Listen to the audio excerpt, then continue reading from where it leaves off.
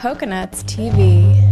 Naoy balaugan na dali-dalian na to dogayon dali-dali sogi dagmiteng sogi danen nga madali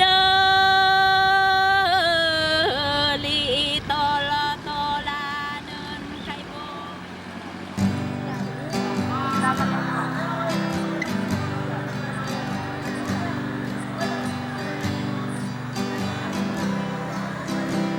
Ako si Rolinda Hilbaliga, isang indigenous ng Panay Bukidnon at kasalukuyang nag-aaral dito sa Universidad ng Pilipinas sa Kolehiyo ng Musika.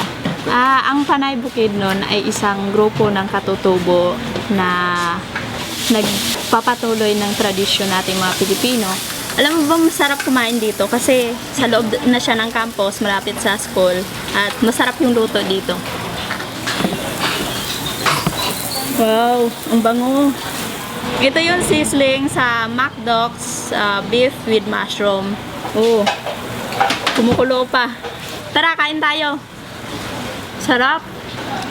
Parang yung seasoning niya nilagay sa beef. Ito may kasama pang corn at carrots. Oh, may potato, mashed potato. Yung templa niya, parang tinimpla niya muna tapos binudbura ng parang may sweetness pa rin yung lasa ng karne. Gusto mong tikman? Hindi kasi ako taga city, kaya yung natitikman ko lang puro gulay.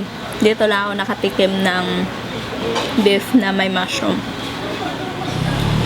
Nung una, nahihirapan talaga ako kasi hindi ko alam kung paano maka-cope yung mga gawain, tapos yung mga aaralin. Siguro first 1 week ko dito, iyak ako ng iyak habang naglalakad. Nag-burp ako. Busog na ako. Ay, yung mother ko ito. Tapos 4 kaming babae. May 3 pa akong kapatid na lalaki pero wala sila dito. Tapos ito yung lola ko na binukot. Ang binukot ay isang hidden maiden na pipiliin siya sa kanila magkakapatid tapos itatago siya sa isang kwarto.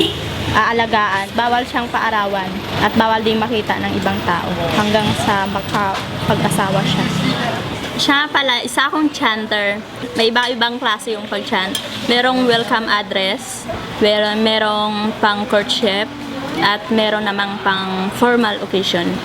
Aday kuno mga bugto, aday mga lotongan nga talagpito lang kuno yang adlaw talag. Ano ibig sabihin mo? Paminsan-minsan lang itong pagkakataon o panahon na magkakilala at natikman ko itong pagkain na. Masarap puntahan yung McDox kasi malapit lang din siya sa college namin. Tsaka sa loob na siya ng campus.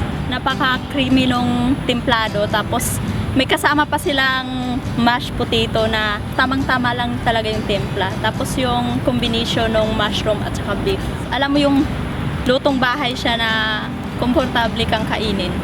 Ang dami mo pang mapagpipilian na iba't ibang pagkain. 90 pesos lang lahat.